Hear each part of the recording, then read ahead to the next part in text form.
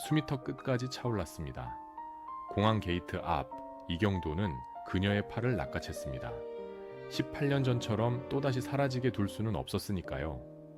하지만 돌아온 건 낭만적인 재회가 아닌 황당한 침입이었습니다. 그녀, 서지우는 마치 제 집인 양경도의 현관을 넘어섰습니다. 경도가 말릴 새도 없이 그녀의 캐리어는 거실 한복판을 점령해버렸죠. 여기서 지낼게. 그녀의 뻔뻔한 선언에 경도의 질서 정연하던 일상이 흔들립니다. 막아선 건 경도였지만 갇힌 건 오히려 경도 자신이 되어버린 것입니다. 다음 날 아침 회사 로비가 술렁였습니다. 익숙한 얼굴이 경도를 향해 걸어옵니다. 서지우였습니다. 그녀는 동료들이 모두 지켜보는 가운데 폭탄을 던집니다. 가스밸브 잠갔고 속옷이 모자라서 내 팬티 하나 입었어. 순간 정적이 흐르고 경도의 얼굴은 홍당무처럼 달아올랐습니다. 두진과 성철의 호기심, 어린 눈빛이 경도를 향해 쏟아집니다. 사적인 영역이 공적인 공간에서 발가벗겨지는 순간 경도는 깨달았습니다. 그녀가 자신의 삶에 단순히 들어온 게 아니라 자신의 모든 경계를 허물고 있다는 것을요. 질문하지 마. 경도는 동료들에게 나지막이 경고했습니다. 하지만 머릿속은 질문투성입니다. 도대체 왜 이러는 걸까? 재벌가 차녀인 그녀가 남의 속옷까지 입어가며 이 좁은 자취방에 머무는 이유가 뭘까? 그녀의 행동은 단순한 장난이라기엔 너무나 필사적이고 유혹이라기엔 지나치게 노골적입니다. 경도의 집, 경도의 옷, 경도의 시간. 지우는 마치 경도의 모든 것을 자신의 색으로 덧칠하려는 듯합니다. 그녀의 침범은 경도가 18년간 쌓아온 방어벽을 조금씩 하지만 확실하게 금가게 하고 있습니다. 퇴근길 경도의 발걸음이 무겁습니다. 집에 가면 그녀가 있습니다. 18년 전 자취방에서 함께 밥을 먹고 웃던 그 시절처럼요. 하지만 지금은 다릅니다. 그때의 설렘 대신 긴장감이 감돕니다. 현관문을 열자 음식 냄새가 납니다. 지우가 소파에 앉아 경도를 올려다봅니다. 마치 기다렸다는 듯이. 그 눈빛을 보자 경도의 가슴 한구석이 아려옵니다. 이 익숙한 풍경이 얼마나 그리웠는지, 동시에 얼마나 두려웠는지. 그녀가 있는 집은 너무나 따뜻해서 오히려 경도를 불안하게 만듭니다. 불편한 동거가 이어집니다. 지우는 경도의 공간을 휘젓고 다닙니다. 욕실엔 그녀의 향기가, 식탁엔 그녀의 컵이 놓여 있습니다. 경도는 자꾸만 시선을 피합니다. 그녀를 보면 18년 전 그녀가 떠나버린 그날의 기억이 떠오르기 때문입니다. 하지만 지우는 아랑곳하지 않고 경도의 곁을 맴돕니다. 마치 경도가 자신을 밀어내지 못할 거라는 걸 알고 있다는 듯이. 경도는 혼란스럽습니다. 언니 지연의 부탁으로 그녀를 잡았지만 지금 흔들리는 건 지우가 아니라 바로 자신인 것 같았으니까요. 승챙, 18년의 트라우마. 넌 도망가는 게 특기야? 술잔이 몇 순배 돌았습니다. 취기가 오르자 참았던 말이 터져 나옵니다. 넌 도망가는 게 특기야? 경도의 목소리에 날이 서 있습니다. 지우의 눈동자가 흔들립니다. 20살의 합숙소. 어느 날 갑자기 그녀는 사라졌습니다. 아무 말도 없이, 마치 처음부터 없었던 사람처럼. 경도는 그때의 상실감을 생생하게 기억합니다. 연락 두절된 그녀를 찾아 캠퍼스를 헤매던 그 절박했던 시간들을요. 그것은 사랑이 끝난 슬픔이 아니라 존재가 지워지는 공포였습니다. 20에도 갔고 28배도 경도의 독백이 허공에 흩어집니다. 한 번은 어리숙해서, 두 번은 상황 때문에 어쩔 수 없었다고 스스로를 위로했습니다. 하지만 세 번째는 다릅니다. 또다시 그녀가 자신의 인생에서 도망치려 한다는 사실을 견딜 수 없습니다. 그래서 공항에서 그녀를 막아섰습니다. 하지만 눈앞의 지우는 여전히 불안해 보입니다. 언제든 문을 열고 나가버릴 것 같은 잡히지 않는 바람 같습니다.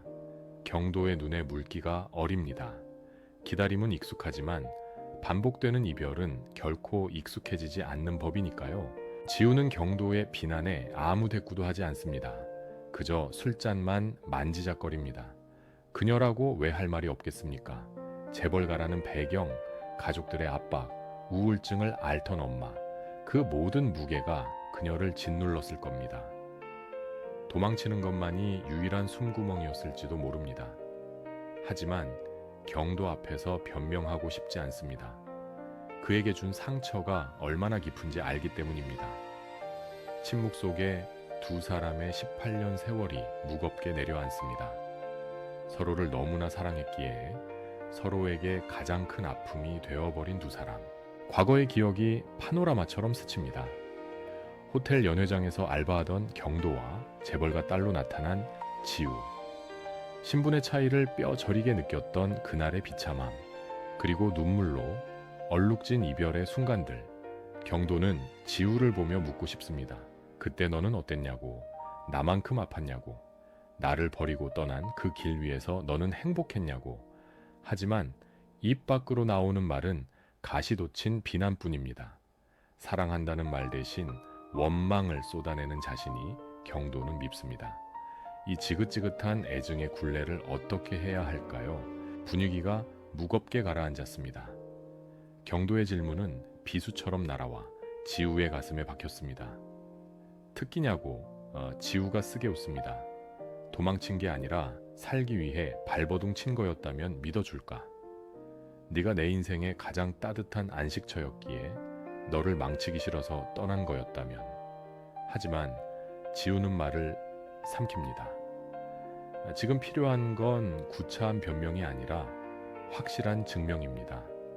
이번에는 다르다는 것, 더 이상 도망치지 않겠다는 것. 그녀의 눈빛이 묘하게 달라집니다. 이제 그녀만의 방식으로 경되게 답할 차례입니다. 전, 세촨, 과거의 옷, 위험한 재회의 시험대. 지우가 자리에서 일어나 트렁크를 엽니다. 그녀의 손에 들린 건 낡은 주황색 원피스.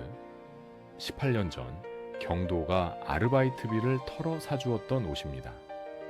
유행도 한참 지난 이제는 색이 바랜 그 옷을 그녀가 몸에 걸칩니다. 경도의 눈이 커집니다. 그 옷을 아직도 가지고 있었다니. 마치 타임머신을 타고 그 시절로 돌아간 듯 기묘한 기시감이 방 안을 채웁니다. 20살의 서지우가 거기 서 있습니다. 하지만 그녀의 표정은 그때의 순진함과는 거리가 멉니다. 도발적이고 위험합니다. 원피스를 입은 지우가 경도에게 다가옵니다. 술 냄새와 섞인 그녀의 살 냄새가 경도의 코끝을 찌릅니다. 그리고 예고도 없이 경도를 덮칩니다. 소파 위로 두 사람이 엉켜 넘어집니다. 가까이 마주한 얼굴. 경도의 심장이 터질 듯 요동칩니다. 세영이 물었죠. 덮쳤어? 그래요. 이건 명백한 도발입니다.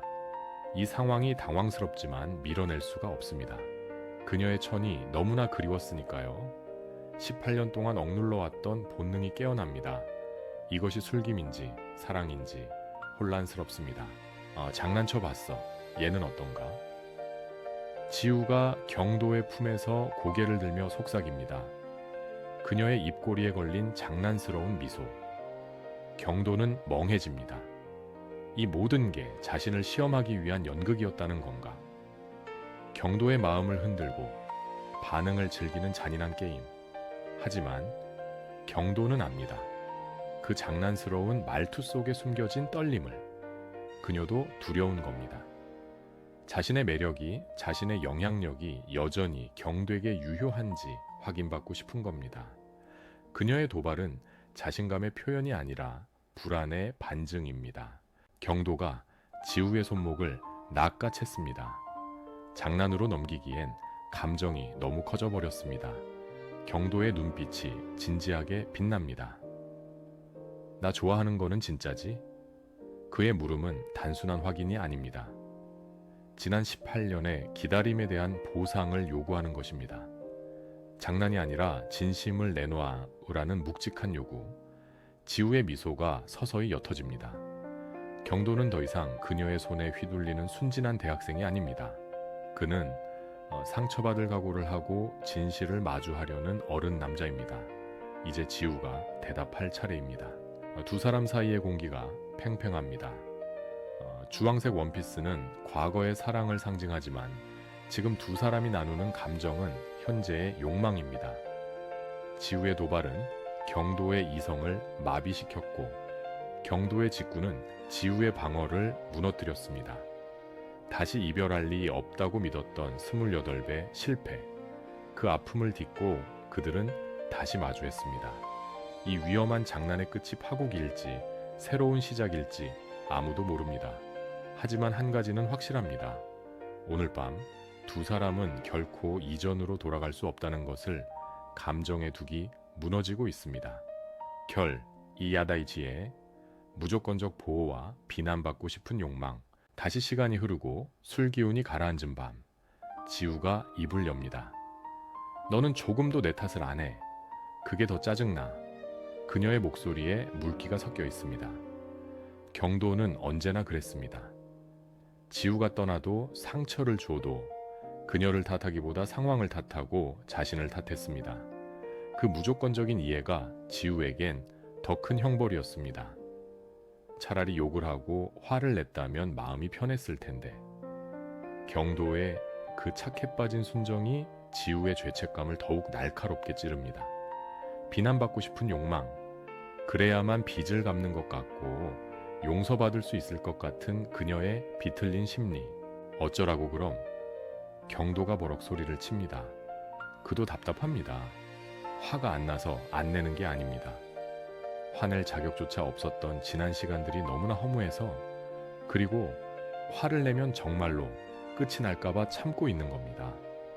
사랑하는 여자에게 내 탓을 하라고 강요받는 남자, 그녀를 지키기 위해 자신의 감정을 죽여온 남자.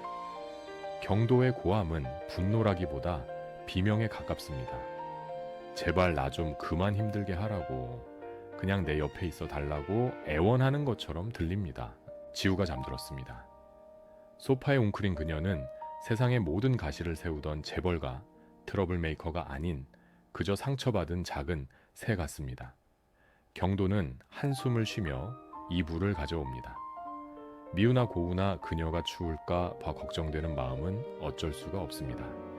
조심스럽게 이불을 덮어주는 손길. 그 손길엔 18년의 세월이 묻어 있습니다. 증오하면서도 사랑하고 밀어내고 싶으면서도 안아주고 싶은 모순. 경도는 잠든 그녀의 얼굴을 하염없이 바라봅니다. 이 지독한 인연을 어떻게 정의해야 할까요? 그때 감은 줄 알았던 지우의 눈이 떠집니다. 그녀는 경도의 손길을 느끼고 있었습니다. 이 남자는 정말 바보 같습니다. 그렇게 당하고도 또 이불을 덮어줍니다. 걱정하는 거잖아. 경도가 멋쩍은 득중얼거립니다. 단순한 걱정일까요? 아니면 미련일까요? 그것도 아니면 언니 지연에게 받은 부탁 때문일까요? 지우는 경도의 행동에서 자신이 잃어버렸던 따뜻함을 느낍니다. 엄마에게조차 받지 못했던 오직 경도만이 줄 수 있는 절대적인 온기. 그 온기가 너무 따뜻해서 지우는 다시 눈물이 날 것 같습니다. 지우가 나직이 묻습니다. 사랑이야? 짧은 한마디가 방 안의 공기를 멈춥니다. 이것은 단순한 질문이 아닙니다. 이 걱정이, 이 보호가, 그리고 이 동거가 단순히 동정이나 책임감이 아닌 여전히 유효한 사랑인지를 묻는 것입니다. 경도는 멈칫합니다. 그의 눈동자가 흔들립니다. 사랑이라고 말하면 다시 상처받을까 두렵고, 아니라고 말하면 그녀를 놓칠 것 같습니다. 18년을 돌아온 질문 앞에 경도는 과연 어떤 대답을 내놓을까요? 흔들리는 경도의 눈빛, 그리고 그 대답을 기다리는 지우의 간절한 표정. 두 사람의 진짜 이야기는 이제부터 시작입니다.